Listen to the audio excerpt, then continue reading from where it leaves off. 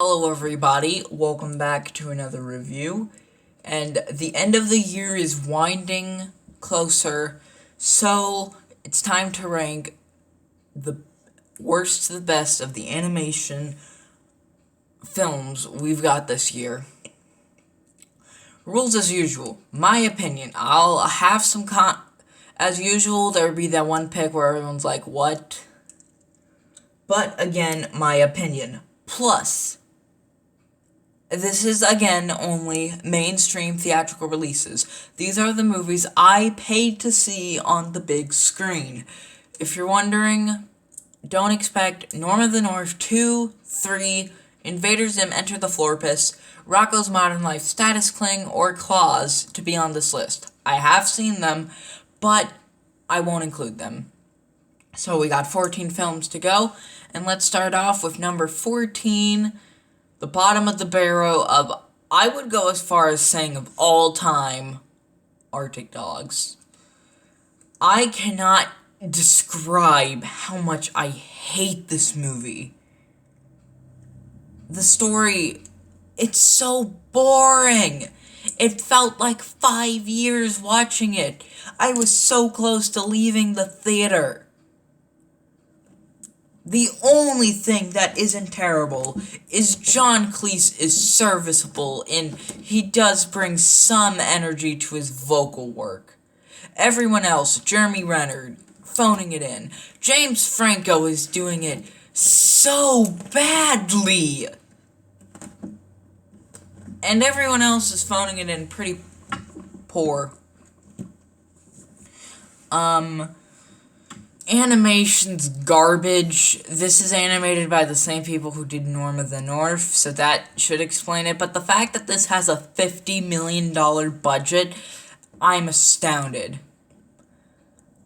The only thing that is going to be grateful after I do this video and another video I'm doing a collab with the Emoji Movie channel is after that I can forget this film ever existed. And that is why Arctic Dogs is the bottom of the barrel of the year. So number 13, an unlucky number indeed, I have Playmobil the movie. This is slightly better than Arctic Dogs, but it was still a pretty bad one to get through. What might have helped this experience is the fact that I was alone in the theater. But the animation is solid. Voice acting from Anya Taylor-Joy, Daniel Radcliffe, and Kenan Thompson are decent.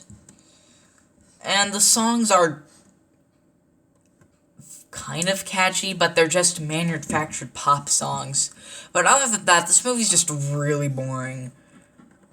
With some entertaining spy scenes, but other than that, this was just really boring. I wasn't, wanting to leave, unlike Arctic Dogs.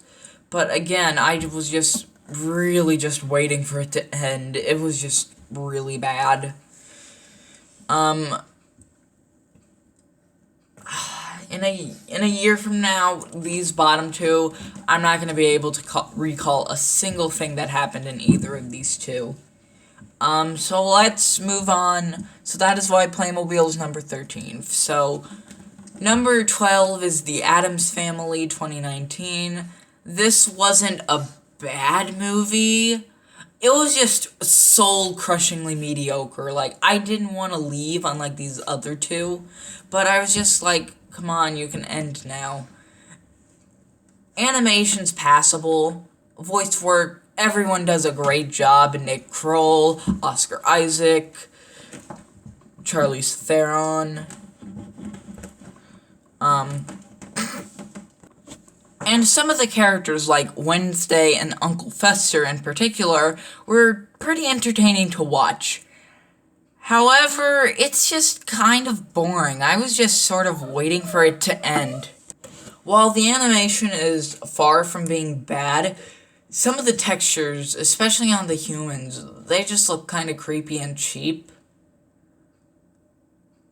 And it's a story that has been done to death, and the villain's kind of racist against the Addams because racism. But and this is getting a sequel, and I really hope they can improve upon the mediocreness of the first. So yeah, The Addams Family is number 12. Number 11, I have Wonder Park.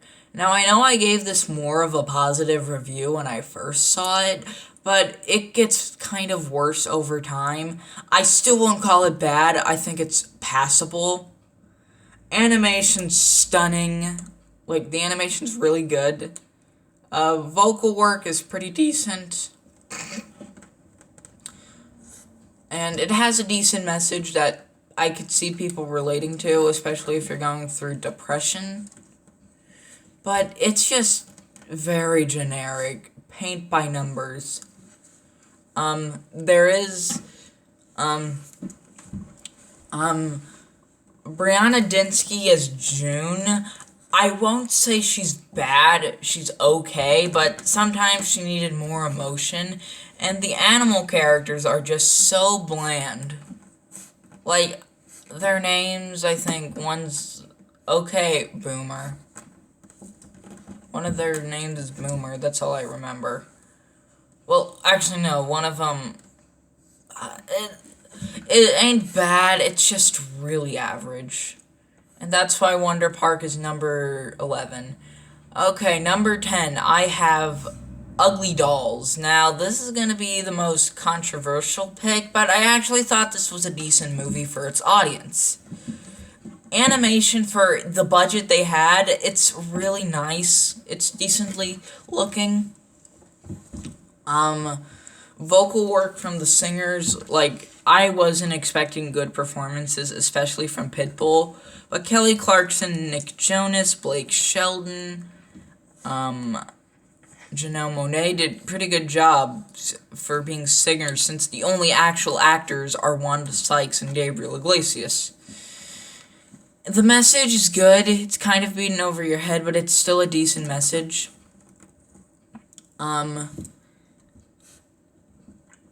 But the villain, again, is kind of racist. I guess he has some racism against dolls that aren't human-looking dolls. Like, the dolls, why do the perfection dolls look like humans? But despite all the jokes I do, and the story is predictable as tar, Moxie wants to go to the big world with her friends to discover a child. That's not new at all. However, it's fine. It's decent for its audience, I guess, but it's nothing I would... If you're curious, give it a watch, but you're not missing out on much. So, yeah. And honestly, despite all the jokes I make of Ugly Dolls, it's an okay movie. It's a decent movie. So that's why Ugly Dolls is number 10. Number 9, I have The Secret Life of Pets 2. I'm gonna beat the bush. The story is a mess. I know it is messy. It's 3 subplots stitched together. I know. But it was entertaining enough. I liked this one. Illumination, I get the hate because they're mostly pumping out the same kind of decent for kids, but adults won't like them movies. But I don't think they're that bad. There's sure a few of their movies, looking at you, Despicable Me 3, Lorax, aren't very good. But still, I enjoyed Secret Pets 2. Max has sort of an arc about overcoming his fears, like, because he has a child to watch now, with Katie's child to watch now, Liam. And Snowball's subplot is very entertaining. I had a great time watching that subplot alone. And Gidget's still cute. But like I said, the plot is very messy. And this one's, like, this and Ugly Dolls, I think are mostly going to be enjoyed by younger kids. But still, check it out if you're curious. And that is why Secret Life of Pets 2 is at number 9. Number 8, I have Abominable.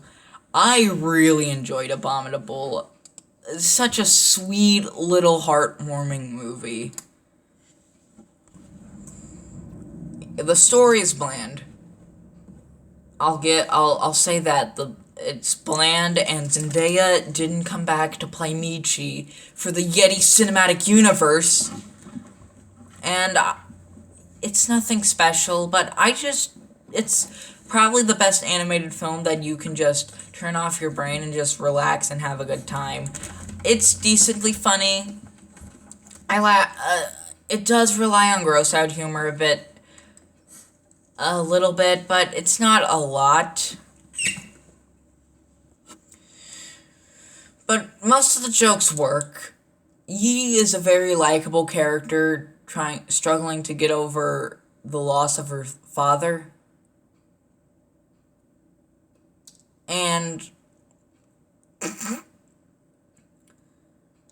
but again, some of these characters are bland. Like Peng is the basketball comedy relief, and Jin is the prissy boy.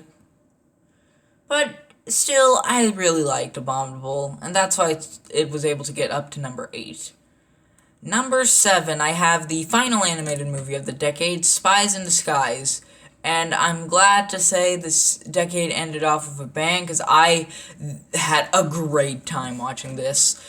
It's, again, I think a few of, like, these next few, the next one and the ones behind are all movies I think kids are going to enjoy more, but I had a blast with Spies in Disguise. The action scenes are so much fun, and the pigeon comedy reliefs are really funny. But what really bogs this movie down from getting any higher is the villain. The villain is so bland, he doesn't even get a motivation. At least, with how bad the villains are, their motivation in the bottom two, at least they try to give a terrible, terrible motivation. This one, I don't even think they gave him a motivation. But overall, it has Walter is a likable character, and I just had a really great time watching Spies in Disguise. Definitely, if you're looking for something to take your family out to right now, I'd recommend this. That is why Spies in Disguise is at number 7. Number 6, I have The Angry Birds Movie 2. I had if I was ranking these movies just based on comedies, this would probably be number 2, because by God, I was laughing so hard in the theater. Like, I watched this in a near empty theater, and it was me just cackling throughout all of it. Like, sure, it does have the hip dabbing jokes. There's a baby shark joke that are cringe, and there is a pig snot joke that went on way too long. But I just had a great time, but the plot sucks. I'm not going to beat around the bush. The plot sucked. But, and the characters are bland. Like, Red has a good arc, but the rest, Chuck, Bomb, still the same. Leonard, only difference is he's a good guy. I don't see the point of Courtney. Like, she's fine, but she could have just been a normal pig. But overall, The Angry Birds Movie 2 was a really fun time. And that's why it's at number 6. Top 5. Number 5, I have How to Train Your Dragon, The Hidden World. The third and final installment in the How to Train Your Dragon movies. And this was a very sweet movie. Like, the ending is just so lovely.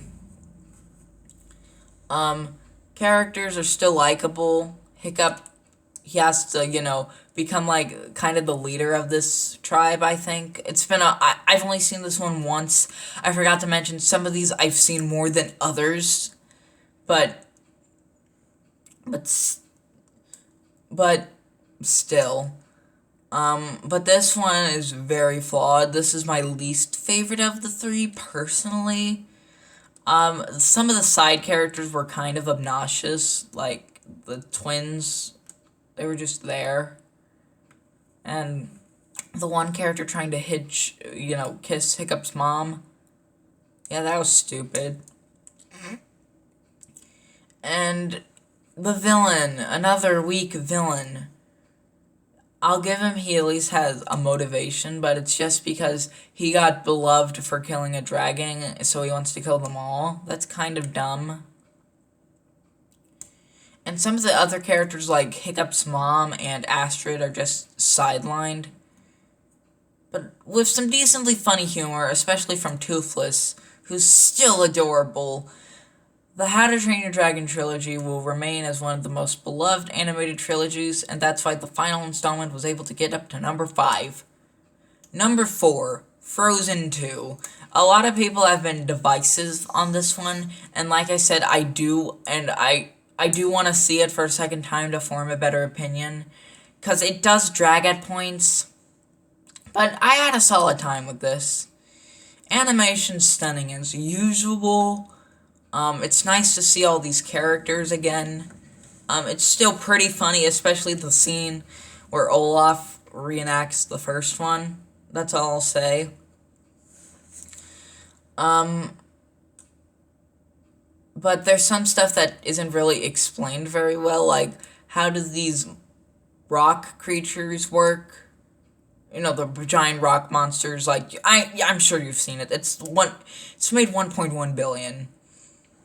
But overall, Frozen 2, not quite as good as the first one, but still a solid time. Oh, and the soundtrack, Into the Unknown, is a phenomenal song. That's all I'll say. Number 3, I have Laika's Missing Link, a movie none of you saw because it tanked so hard. But shame, because Laika always produces some great movies, and this is no exception. I had a great time watching this. I saw this one twice in theaters, and this one went up the second time for me. Yes, the plot's bland. The villain kind of sucked. The one guy. But it's just so real. Kind of what I said about Abominable. These are the two you can just turn off your brain and just relax and enjoy. Susan is such a likable and endearing character. Lionel Frost has an arc in this movie. You know, as in, he shouldn't be just a prissy boy who just wants to get in a club.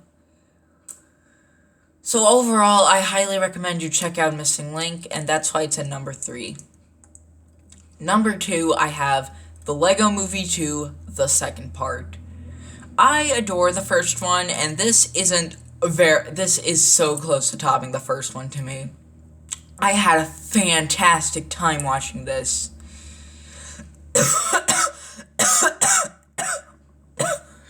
Sorry. There is a twist that did kind of boil down that doesn't make any sense. But overall, this is just as funny and witty as the first one. I was dying with laughter. All the kids in the theater were enjoying it. And what's sad is this will probably be the last Lego movie from Warner Brothers, because this movie bombed at the box office, and I'm so disappointed. Emmett has an arc, you know, of why he shouldn't change, and it's just, check out the Lego Movie 2. Please, give it a shot. And that's why it's at number 2. But number 1, I was originally dreading this movie. I thought the trailers for it weren't impressing. But Toy Story 4, Pixar, another phenomenal movie. This is such a great cap out to the quadrilogy, unless they make a 5th one. But just such a lovely, little, wonderful film. It's hilarious. I was dying with laughter in the theater. Woody has a fantastic arc. Oh, Toy Story 4 is easily the best animated movie for me. I don't know. I would have to really pick down to think of flaws. So yeah, that is the end. I'll be doing a collab with the Emoji Movie channel going over all these movies. So thank you all for watching. I'll see you guys next time for 2020 animation. Bye.